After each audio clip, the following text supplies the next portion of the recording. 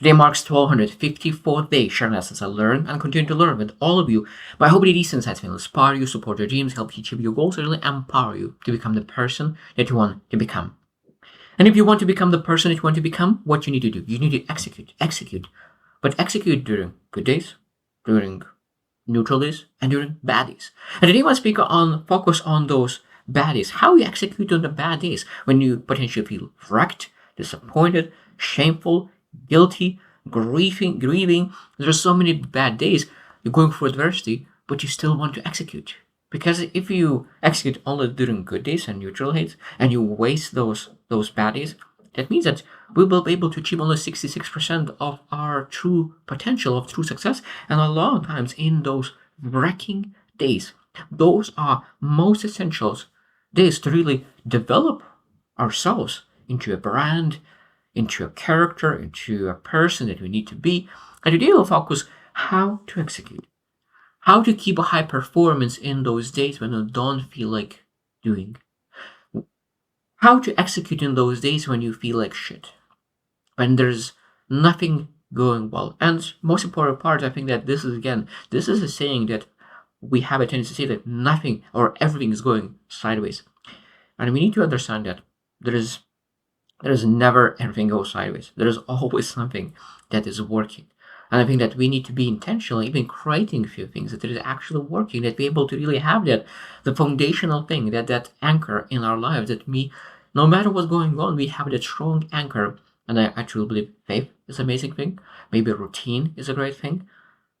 That you're able to say, like, even though that everything besides those few things, now you're not able to say everything because besides those two things, everything is going sideways. So we need to really understand there is some strategies that we're able to implement just to make sure that we're able to really perform at the highest level, no matter what's going in our lives. And I think that's the number one phase is that overcoming emotional paralysis.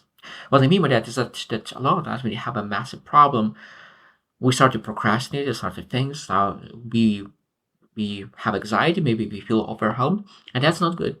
That's not good. I think that's one thing is that we need to understand is that we have a problem, and that problem creates stress. And because the problem creates stress, we want to remove the stress as soon as possible. But now, because we feel stressed, we not execute on the highest level. That means that problem is not got solved, or that problem got solved much slower. So you can see the problem here. We want to live the better life as soon as possible, but because we are feeling sad, disappointed, angry, whatever that emotion is, because of the problem, we do not execute really to get out of the problem as soon as possible. So it means we need to learn strategies that make that there is a problem.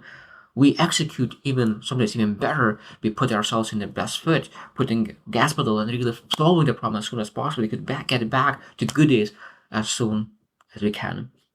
That means we need to be able to really say, okay, what are the small strategies, short strategies, or any kind of strategies, just to make sure that it puts me back into emotional state that I'm able to execute. What are those emotional states? And I think that there's beautiful things that when I think about what are the key things that could really bring me back to emotional state of execution, of performance.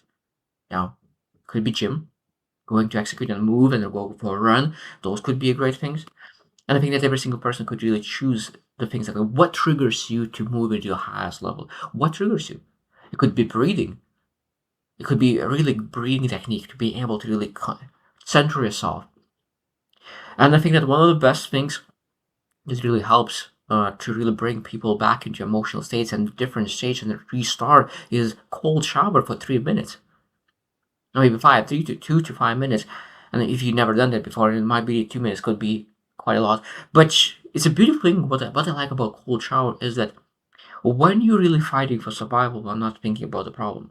When you're fighting for survival, you're not thinking about the problem. That means that when you're fighting for survival, your mind changes. And that means that you will be able to execute much better coming out of the cold shower. And because if you'll be executing, you will be finishing that problem sooner, faster. Now, one thing is that 3 minutes of cold shower will not save your life. But it potentially could give you 1, 2, 3, 4, 5 hours of of high performance. And that's what we seek. So that means that 1, 2, 3, 4 hours high performance. That means you able to execute on that problem a little bit more, a little bit better, a little bit faster. So you're solving that problem faster. And after after a period of time, you're able to overcome that problem. And of course, we're able to really achieve success faster.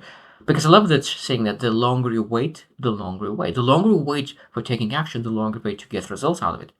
The longer you wait to take action, the longer you wait to live a life of, of significance. I think that we need to understand that even though that the problem will not disappear, but it will disappear faster.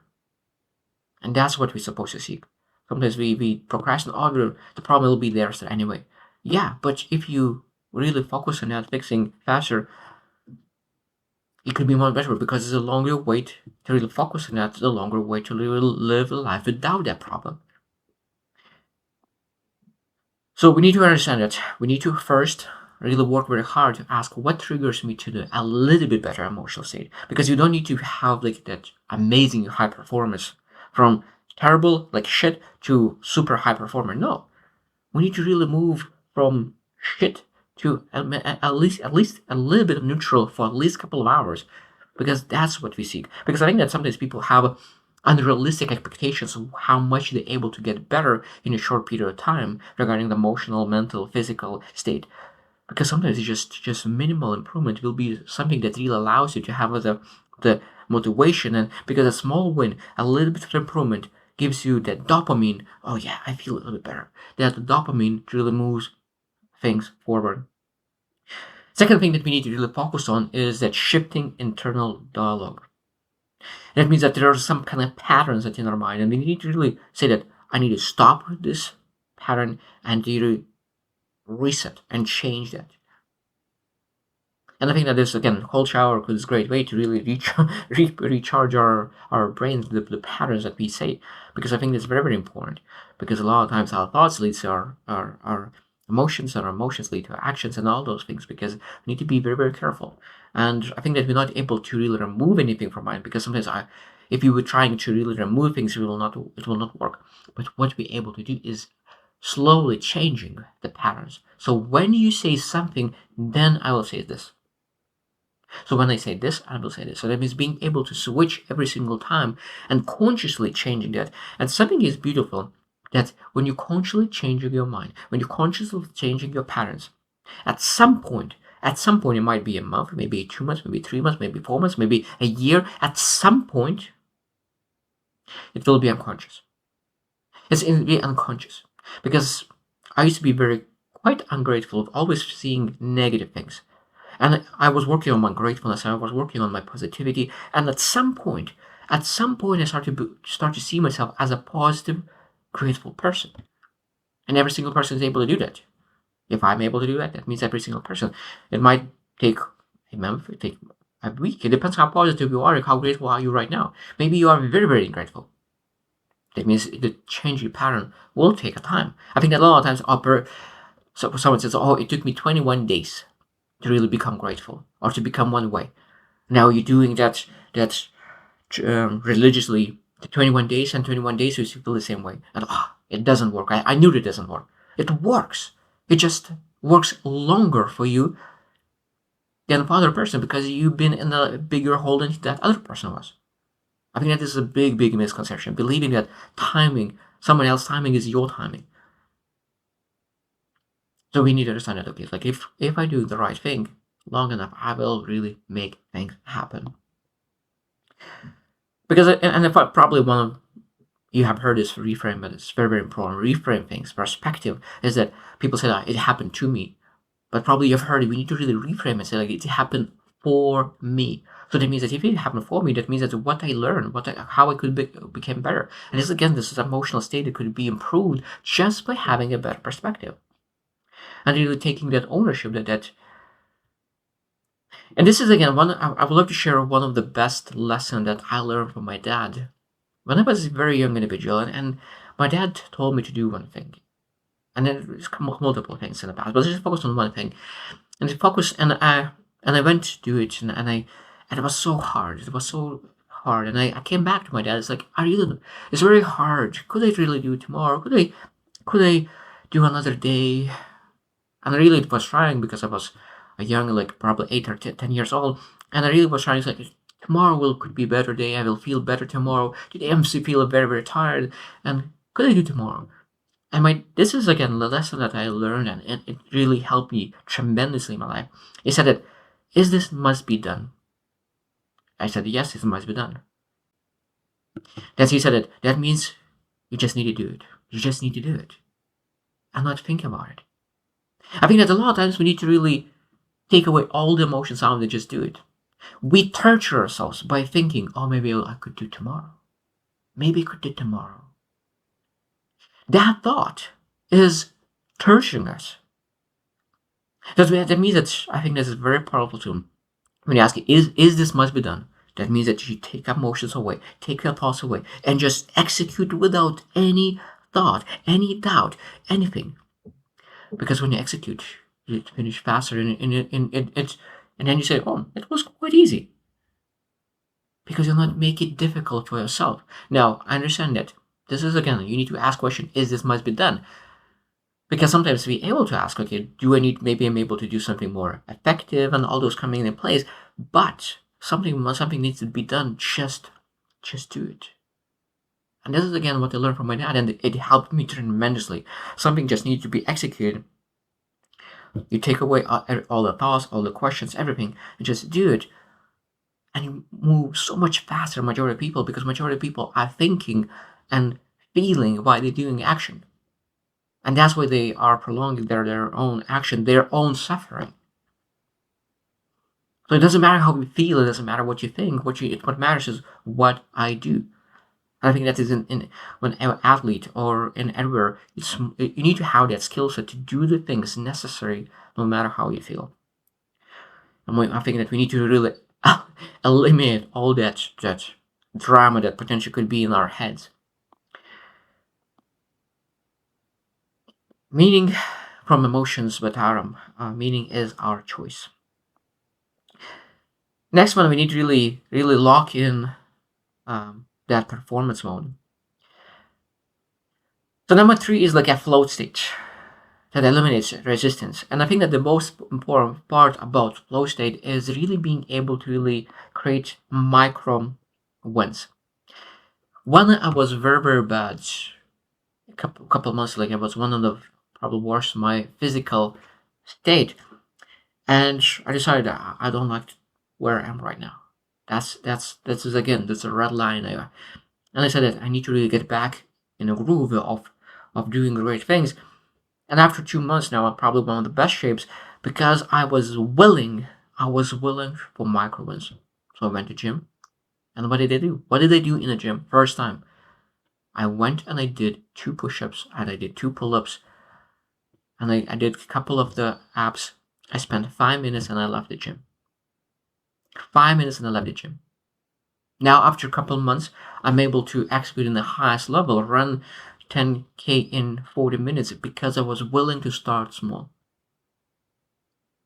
And when I did those 5 minutes, I didn't felt sad about myself. I feel proud of myself. And again, this when you really pursue some small wins, we don't say, oh, just nothing. That's only 5 minutes.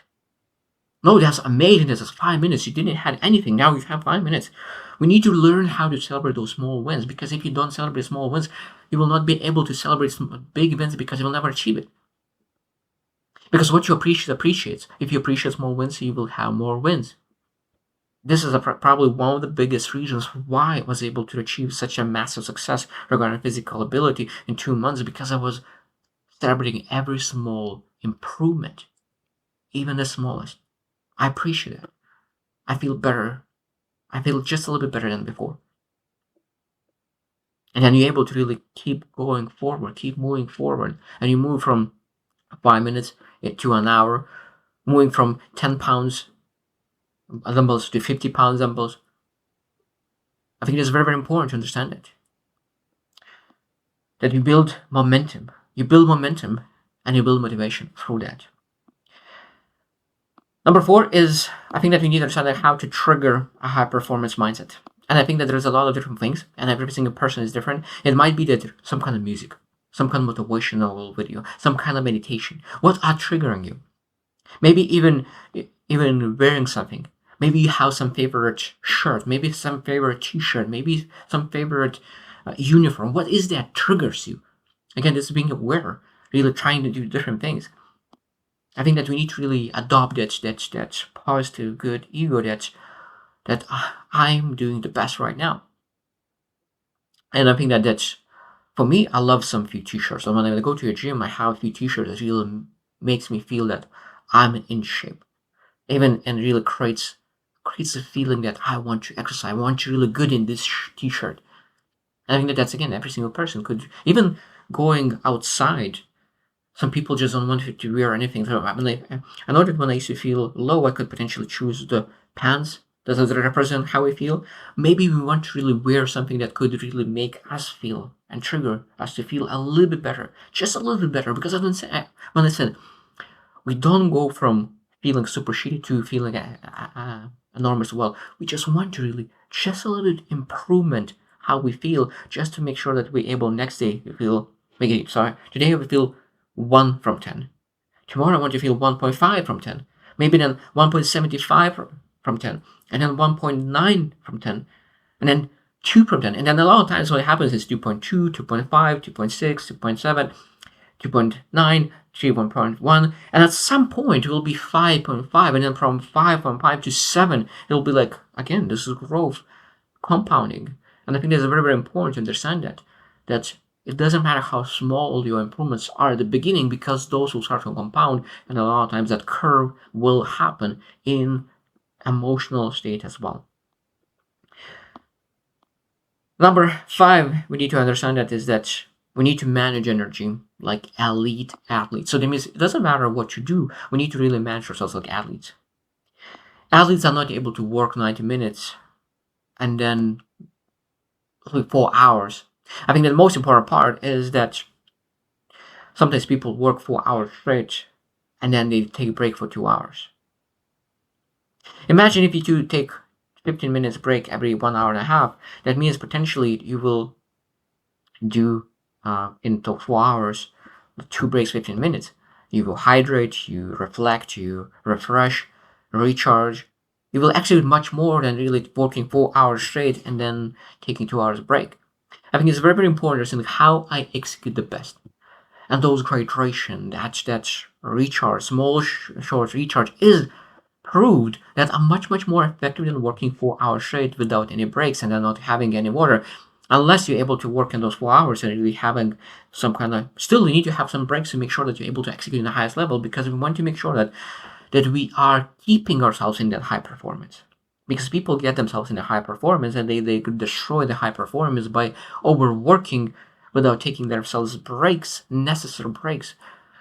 Because sometimes it's very hard to get back to high performance. But short breaks is keeping you in a high performance. It's just you need to have that short breaks to keep yourself in a high performance. Very important, especially when you are low in emotional state. The last one, number 6, is that bulletproof your mindset against setbacks. I think that we need to understand that we need to work very hard to make sure that our mindset is the best. Our mindset is in place. And that means that we develop the mindset that really helps us to be resilient, to have the mindset that I will work until. And I think that this is a beautiful thing, is that when you have that great mindset, it doesn't matter what you feel or how you think. You know that you're able to execute on the highest level, because your mindset says that today I feel like shit, I don't want to do anything, but I will do it anyway. Because mindset gives you an edge compared to other people. Because my mentor, judo mentor, my coach, probably gave me one of the best lessons in life as well, is that, like, I was fifth in my country, and he said that, do you want to really win next year? Do you really want to be? I said, yes, I really want. So it means that there's one separator that really separates successful and unsuccessful people. And I said, what is that? What is that? So that if you really want to really win next year, what you need to do is that you need to execute at the highest level during the worst days. Everyone is able to execute during good days, but only the best are able to choose to execute at their best during their worst days. And this lesson, even now I feel a goosebump because this lesson really allowed me to execute even though I didn't feel like doing anything. I hope that you reflect as well. What do you do during tough days? Do you go and lay down in bed and eat ice cream? Or do you say that this is the day that I could really make a difference? I could separate myself from other people. I could achieve success because most people eat ice cream on the bed right now. And I'm choosing to really execute because I know that my life is important. My life is dedicated for something big. So if something big is important for you, I think that is the day to really to execute. So I hope you choose to win and see you tomorrow.